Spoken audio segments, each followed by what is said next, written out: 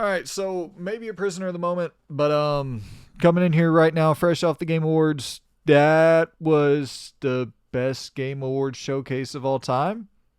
Uh, you correct me in the comments if I'm wrong. If there's a showcase you can think of that has this laundry list of heavy hitters being revealed for the first time, that that was a hell of a show. One hell of a damn Game Awards showcase. Which is that's the thing is Game Awards you have to look at differently than like an Xbox or PlayStation showcase. In every Game Awards, you're gonna have peaks and valleys. You're gonna have those slots where it feels like 20 minutes straight of gotcha games and just paying the bills. And that's the difference with an Xbox, with a PlayStation, with a Nintendo, all of their directs and showcases. There's really no bills being paid. The bills being paid are the games they're showing you and hoping that you end up buying those games.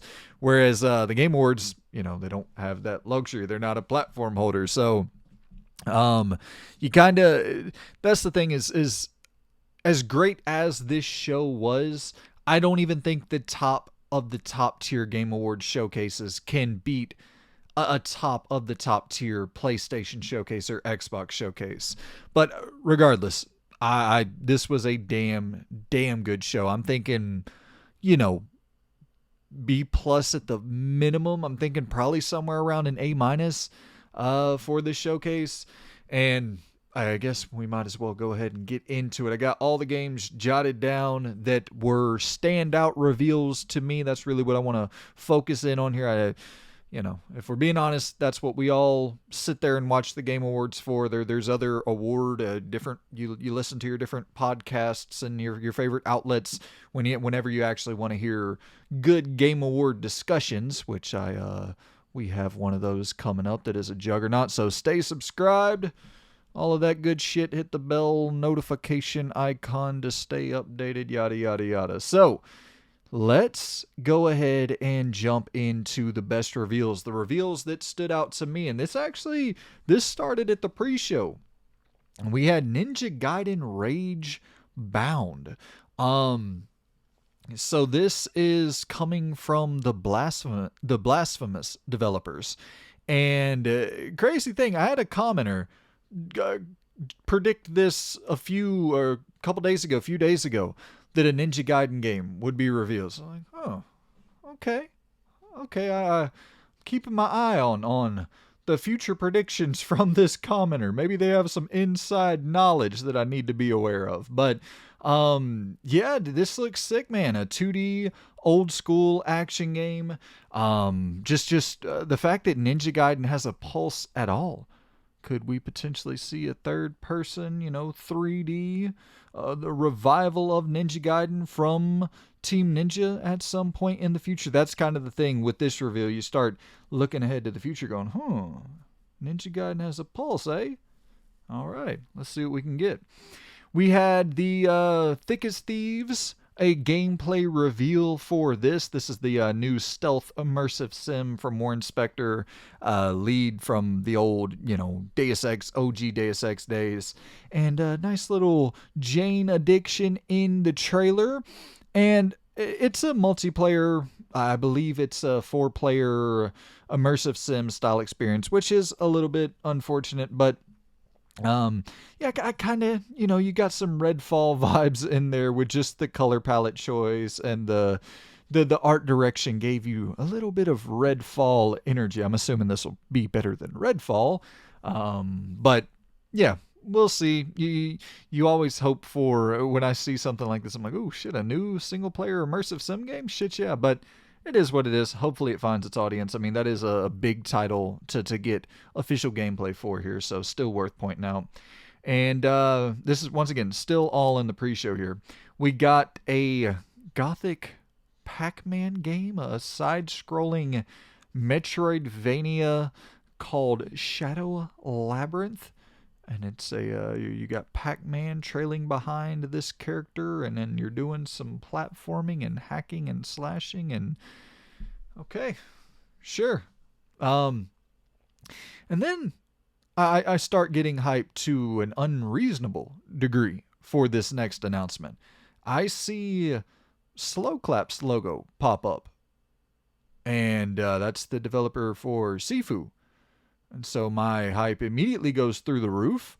But then it's revealed it's a fucking soccer game, which, I mean, I guess, sure. Those developers, they are incredibly talented at making kicking feel really damn good in video game form. So I guess we'll be kicking soccer balls in Rematch is the name of the game. And here's the thing, man, is that I constantly talk about how we need more unique, original sports games. And this is an attempt to make an original, unique sports game, like a third-person, closer camera perspective. Just feeling, it seems like it's going for a more involved feel with the gameplay, the moment-to-moment gameplay, to where each kick has some, like you actually have a different level of investment playing that close to the character's back. And I don't know. I think it is a unique camera choice. I want to see more unique sports games, so I'm all in favor of this. Do I wish Slow Clap was working on a legit action game or action adventure game? My dream game from them is like a Roadhouse game or something of that ilk. But hey, I'm down to check out some Rematch. I'm down to check out any unique looking sports game. All right, but then we go into the big show, the full actual Game Awards showcase, where a lot of heavy hitters were revealed. So let's go through this pretty quickly. How about we kick off the show? We open the show, our first reveal. No, it's nothing like too big or anything. It's just The Witcher 4. Just one of a follow-up to one of the greatest games in human history. So I guess that's certainly a way to start off a show.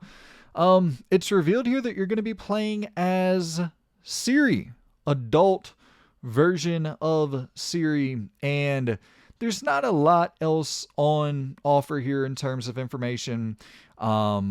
Just a quick little, it wasn't really quick, it was actually a pretty long cinematic trailer, but you see it running on UE5. It's going to be interesting, in my opinion, to see if they have any trouble getting an RPG that's that deep to run, seamlessly on Unreal Engine 5. I can't really think of any other games of that ilk that are running on Unreal Engine 5. Like, I can't really think of any RPGs that are that deep that are developed on Unreal Engine 5, so we'll see on that. But yeah, Keeley said something interesting here, and I forget exactly how he phrased it, but he said something about the next decade. He was like, we have games that we're going to be showing off that are revealed tonight that are coming out in 2025, but we also have games that are going to be pushing the generation into the next decade, or some fucking phrase like that. I'm like, next decade? Are you insinuating this game's going to come out in 2030? It's like, okay. I don't guess that was maybe my assumption is incorrect there, but it was just a weird way of phrasing things. But yeah, I'm very fucking excited for this. I think that Cyberpunk 2077, once it was finally cleaned up, like almost 2 years after the fact, after it released, once it was fully cleaned up and we had Phantom Liberty and then obviously The Witcher 3, I mean, those are two of the greatest games of all time, like definitively two of the greatest games of all time.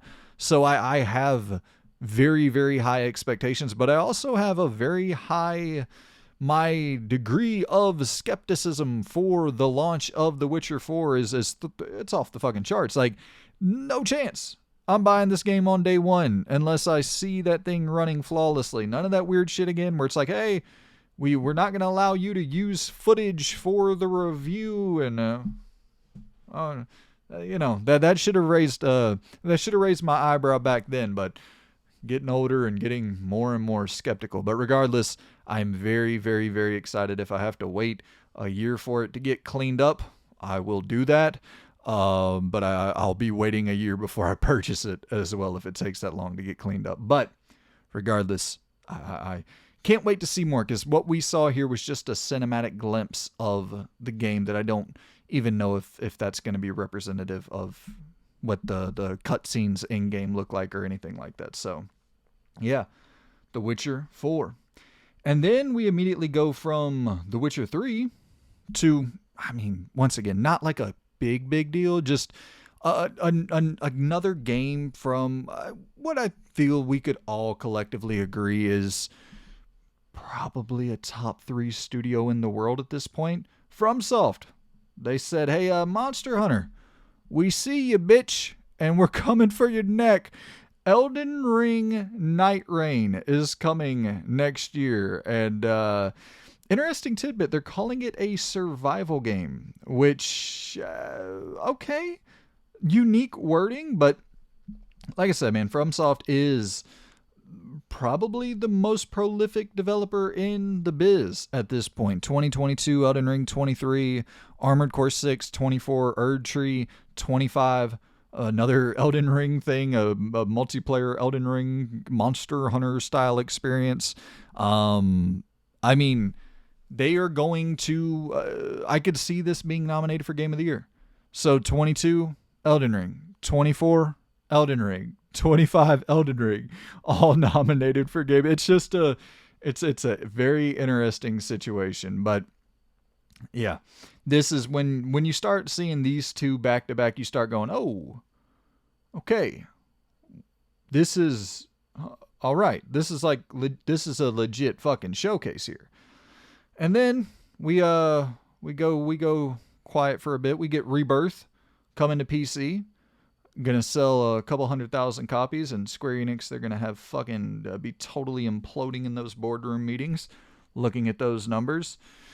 And we then get, from the creator of Echo and Shadow of the Colossus, comes a new IP that we don't get much here. No real gameplay or anything like that, but it somewhat appears like a mech game. You're climbing this big-ass creature and then popping off its head and then flying off into the distance. I think this was, they later said the name was Project Robot, and I think that's just like a placeholder name for the time being, but sure. I mean, nothing really to go off there other than the name recognition for, okay, they're from the creator of Echo and Shadow of the Colossus, so the name holds weight, no doubt, but nothing in terms of the trailer. But if you want something in terms of a trailer, how about you lay your eyes on this one here? The Outer fucking Worlds 2. Never in my wildest dreams would I have predicted The Outer Worlds 2 would be announced here. The best game of 2019 by a mile, in my opinion. Well, I don't know. There were a few other games in 2019 that I liked a lot. I liked Judgment a lot. I like Jedi Fallen Order a good bit. RE2 Remake. Yeah, so there were some other. But it was my game of the year by a pretty wide margin. And I think that what we saw from this quick little trailer looks just much better, from environment design, from, I mean, the gunplay, dude. You see the character throw the grenade in the air and it looks like time kind of slows down for a second, and they line up that shot picture perfect, blast the grenade with their gun in midair, shit goes exploding everywhere. This was a good trailer. Obviously you have the humorous narration going on, kind of poking fun at the trailer, poking fun at the game. Just, I love Obsidian's writing. Absolutely love Obsidian's writing. And I mean, once again, talking about prolific ass teams, they have Avowed coming early 2025. And I'm guessing The Outer Worlds 2 is going to close off 2025. It is coming to PlayStation 5 day one, which is something that, you know, I was definitely wondering about. I think a lot of people were wondering about, with The Outer Worlds 1 launching day one on PS4. And that was in that weird period where Obsidian had just gotten acquired by Microsoft. And people were like, well, I wonder. And yeah, it ended up coming out to PS4 day one. And that trend is continuing to roll on, which it's weird, you know, because like this is definitely the year where it seems like Xbox is finally coming to play with the heavy hitters. Like the heavy hitters are finally ready. And it's also the year, I guess it's the year after Microsoft decided, fuck you guys. We're making money. We're not trying to sell consoles anymore. We're trying to sell copies of these video games to anyone and everyone who wants one. And you know, yeah, that bums me out in some capacity where it's like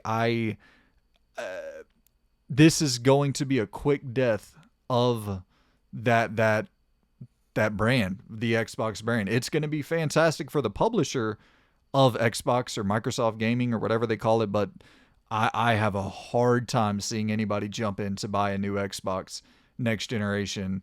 Whenever people are like, well, I don't even know what fucking games, if I buy this thing, what games am I going to play there that I can't play elsewhere?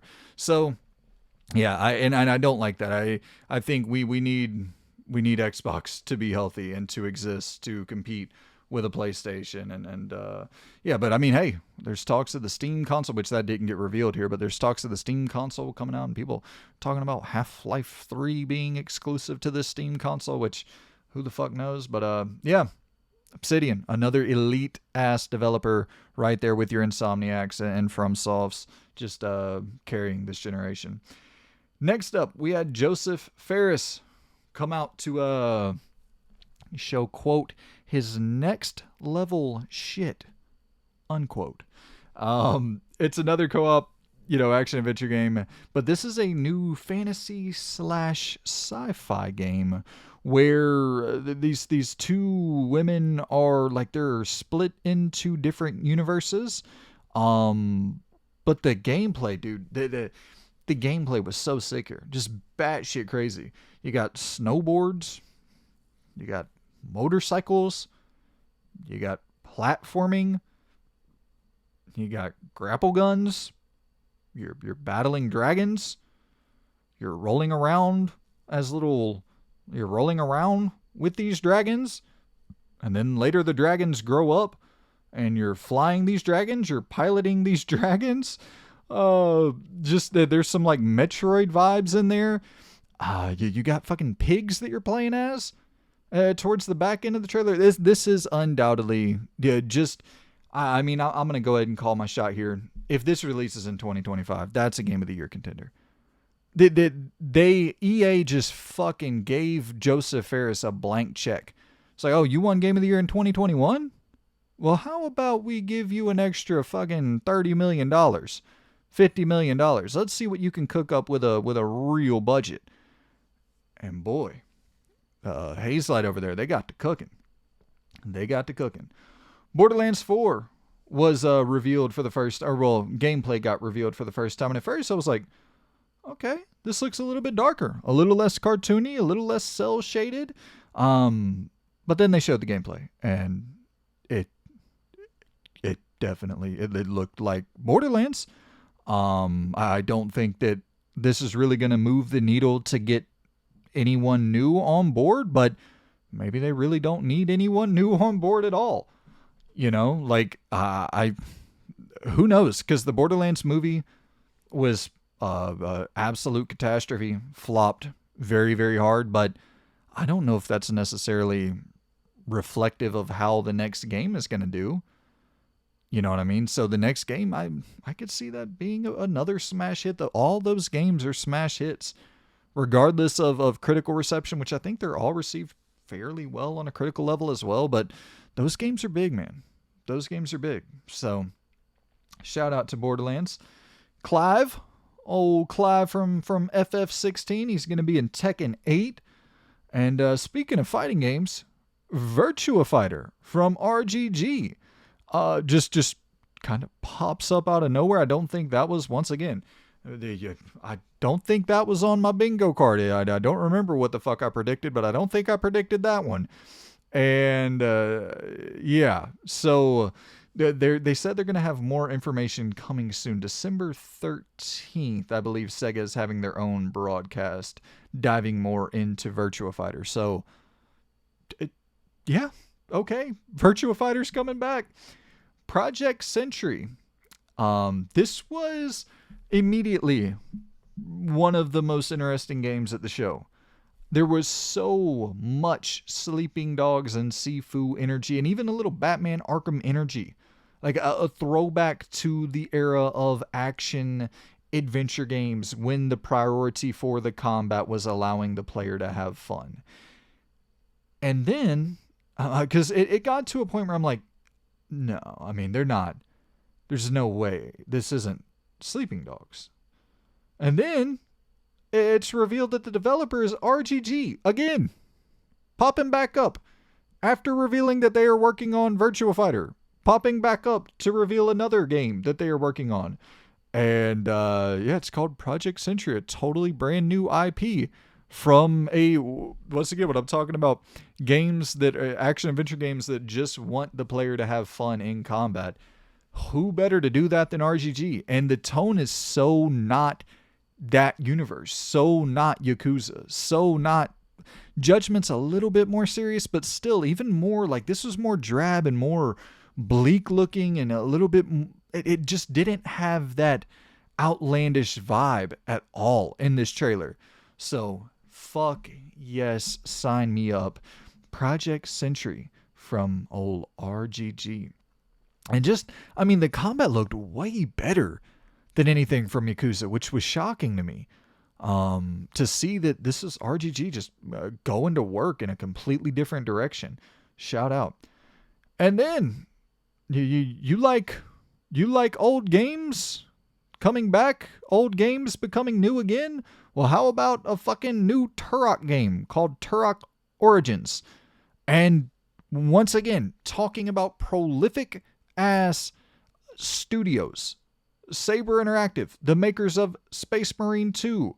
And they're also off working on KOTOR, if you believe that. And they're also off working on Avatar The Last Airbender. And that Jurassic Park game, which at first I was like, is this Jurassic Park? I'm seeing dinos. It's like, no. We got other dino games here at Saber Interactive. But yeah, they turned Turok into a third-person shooter. Not really sure how. I don't know how I feel about the art style in general for this Turok Origins game. It's like, looks a little bit cheesy, but hey, I mean, Saber just fucking knocked it out of the park with Space Marine 2. So I'm very much willing to check out. They have my eye. That's a studio this year that definitely gained my attention. Like, I'll be interested in anything they make at this point, especially since they unembraced Embracer this year. So shout out to them. And they must have like fucking 800,000 employees over there. How the shit do they have that many irons in the fire? Oh yeah. You know how we were talking about old games becoming new again?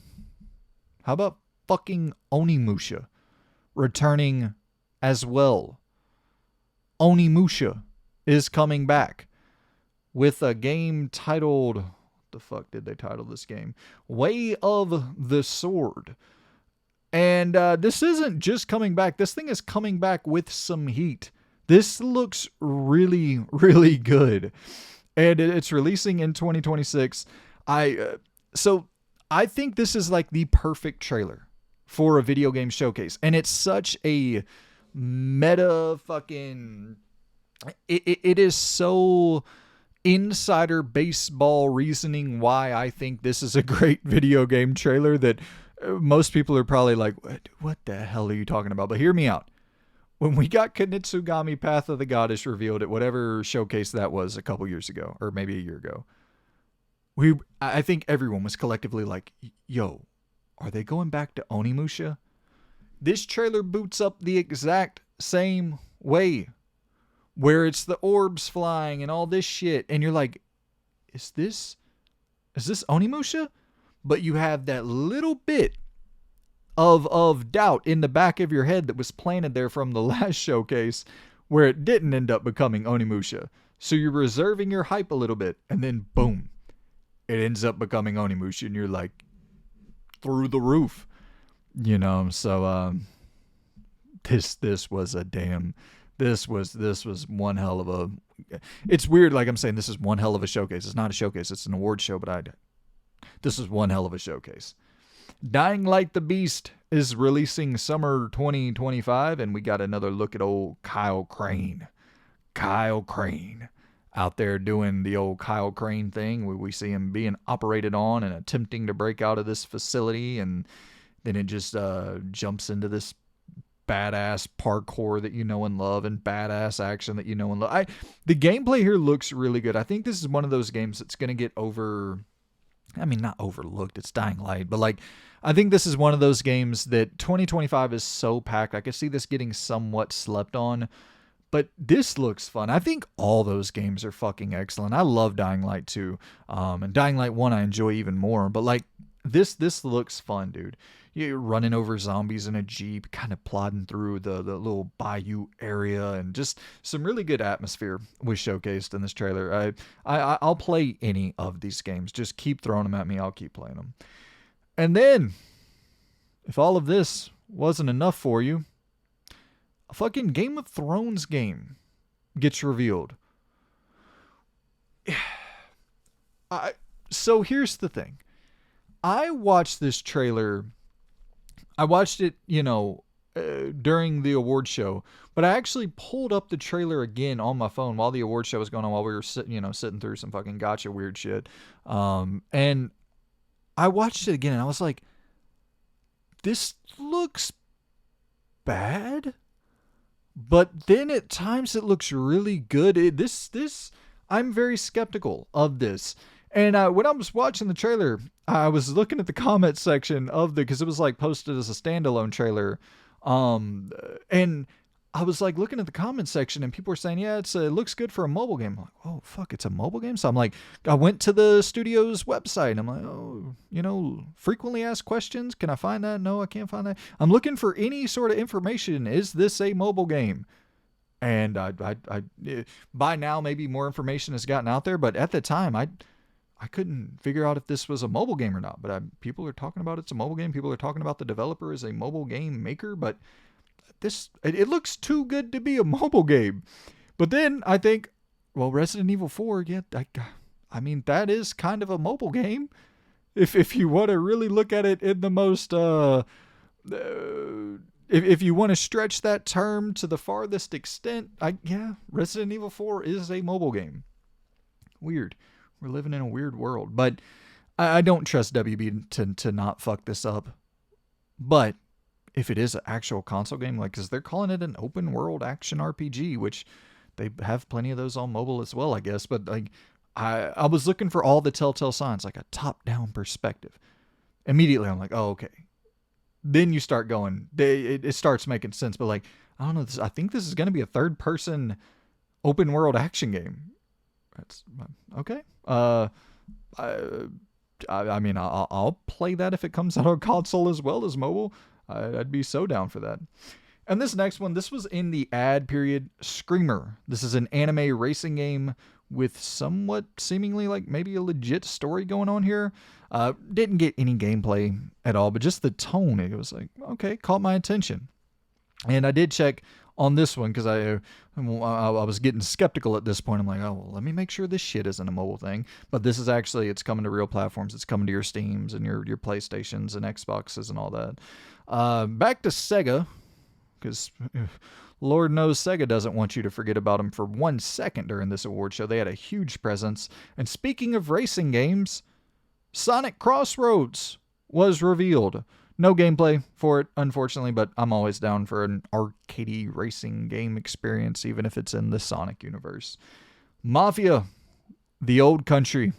This is the big dog of the show. Well, might be a bigger dog that came to play later, but Mafia, the old country at this point, definitely one of the big dogs of the showcase. And this is a perfect tone setter trailer. Character models look absolutely amazing, as they did in Mafia 3. The main character, just in my opinion, that main character, like, I'm off the top of the dome. I'm like, is that one of the best looking main protagonists in video game history? Like, that's just a good looking dude. You were just playing as a very attractive fella in Mafia the Old Country, which, hey, I'm not complaining, man. Shout out to that fella. We didn't get really any gameplay at all for this thing, but it just really, really strong from a world building standpoint, and it you know what the game is. That's the thing, that if we are going to get these very cinematic, overly produced trailers that aren't just like raw get to it gameplay, then at least give me an idea for how the game is going to play. And I think this did a great job of being like, yeah, this is exactly how the game is going to play. How you know the Mafia games to play, that's how this one's going to play, except it's going to look even better than all of the other ones, which they already looked fucking incredible as well. So, yeah, and I mean, for a release window, summer 2025, for that to be revealed, that is a big, big deal. Which that kind of lets you know immediately GTA 6, even though it's not going to come out next year, if it did, it would come out at the very end of 2025. Or did I say summer 2026 for Mafia? Summer 2025 for Mafia, the old country.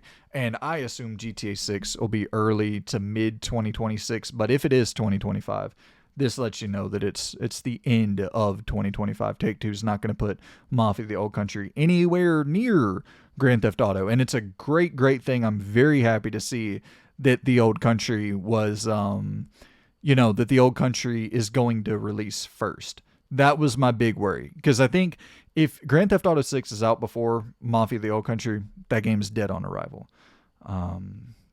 Yeah. We saw a new game called Dispatch from some ex-Telltale talent, and you're going to be making decisions and all that good shit that you expect from a Telltale game, except it's in a superhero style universe, which I guess you got quite a few of those from Telltale as well. But you're going to be like choosing which heroes to dispatch for the job. And you have Laura Bailey and Aaron Paul. They like presented the game together, and they're starring alongside one another in Dispatch. So y'all know I love my damn choose your own adventure games. Keeping my eye on it. All right. And then we're told that the show is closing off with, when Keeley was, god damn, Keeley was emotional for this shit. He was gasping. Keeley was in it. He was selling. He was doing a sell job, as wrestlers will say. And he's like, I'm so grateful. I'm so thankful. God damn it, I'm so grateful that we get to announce this heavy, heavy hitter to close off the show. And then it rolls a trailer of Okami, a sequel. Like, okay, Okami closing off the show. All right. And I mean, the big thing here was that Kamiya, he was the director of the original Okami. He and his new studio are going to be collaborating with Capcom for this sequel to Okami. And it's like, yeah, that's a big deal. That announcement altogether is a big deal. But the way Keeley was selling, I was like, Jesus Christ. Okay.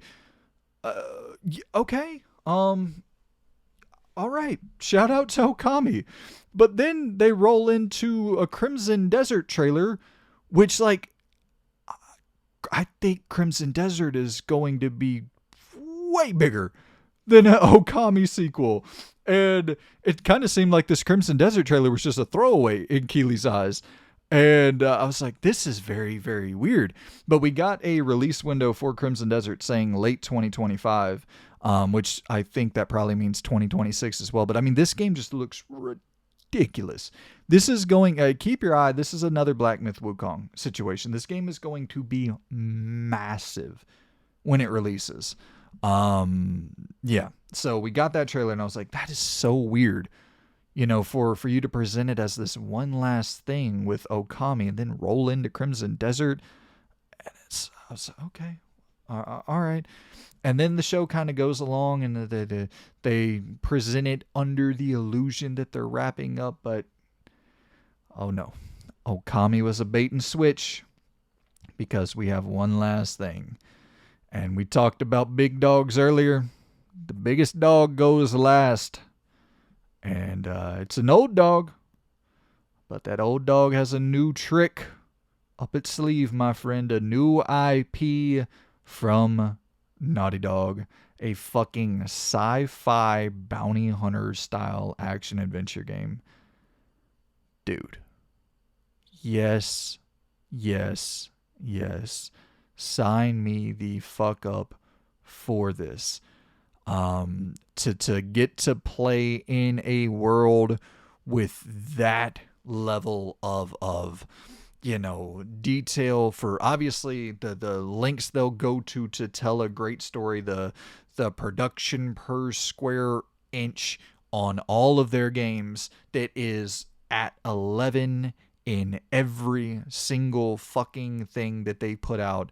But to get, because like that's the one thing, playing through something like Star Wars Outlaws, you're like, fuck, man, can Ubisoft, can you please just tell a coherent story?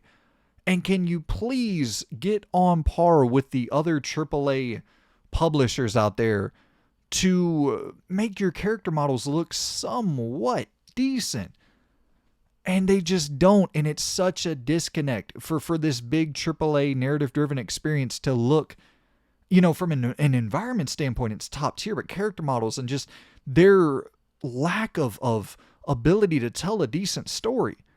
And so to get kind of something of that ilk, but no Naughty Dogs behind it, yeah, absolutely sign me the fuck up for this.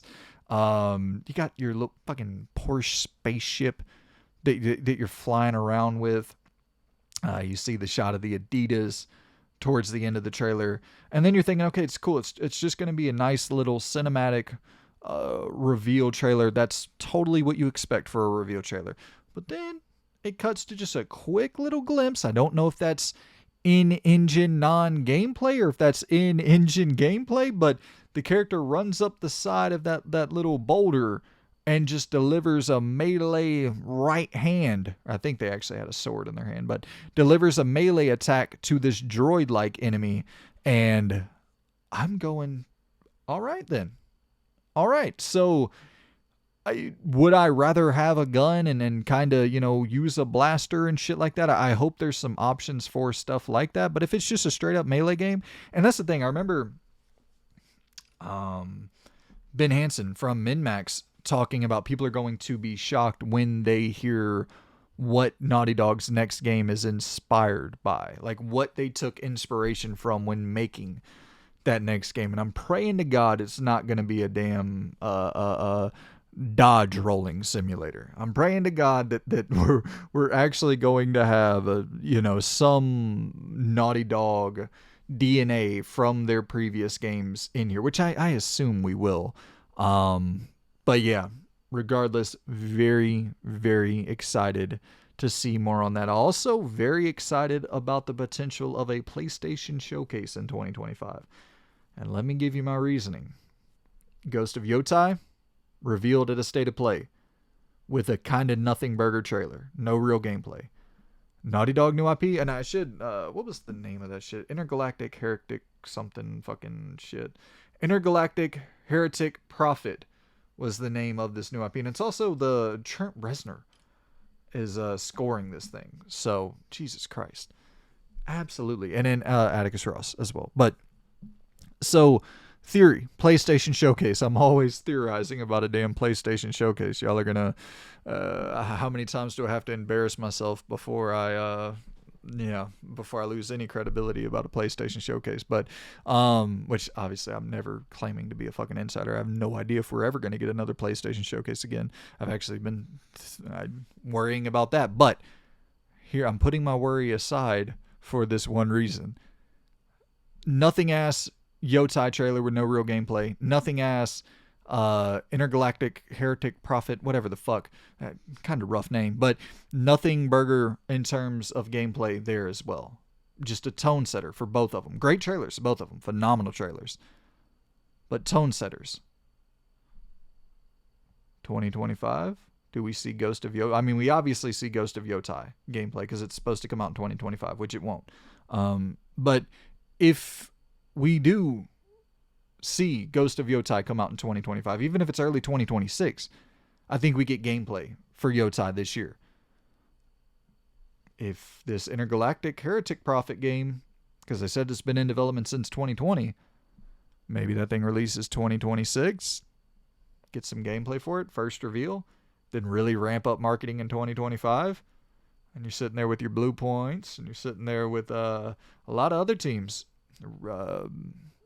Housemark, and I don't know. I'm always theorizing about a PlayStation Showcase, but I hope we get one, man. I really do. Let's see what else here.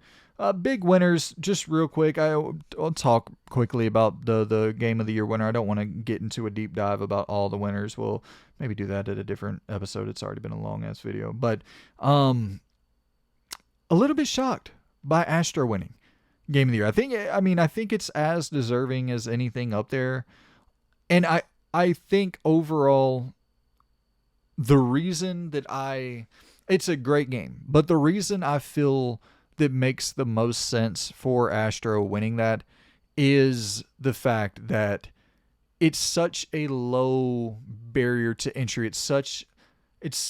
There's no real time commitment to it. Super quick game. You finish it in 7-8 hours. It's very, very accessible. It's the most accessible game for any of the nominees up there, even more accessible than Balatro.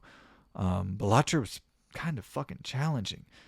So I think that it makes sense in that capacity. It's not, I think the time commitment thing makes more sense than anything. It's a breezy game that anyone can pick up, get. And I love that the director, I'm forgetting his name, when he went up and accepted the award, like he was shouting out Nintendo, and he just had such a earnest speech where he was like grateful for the genre and grateful that he was able to create games inside of the genre. It just felt like such a pure thing. Let's see. There were a few other like the Muppets, the Muppets clowning Jeff with the wrap it up and the whole sellout line, calling Jeff a sellout. I thought that those were some pretty cool little snippets from the Game Awards. Harrison Ford fucking coming out there with Troy Baker and Todd Howard, I thought was a cool moment. The Black Myth Wukong director with his invisible walls joke. I love that. I love it. I just love him coming up there with a damn sweatshirt and some jeans on. That's fucking awesome. I didn't know Snoop Dogg started a game company under the name Death Row Games.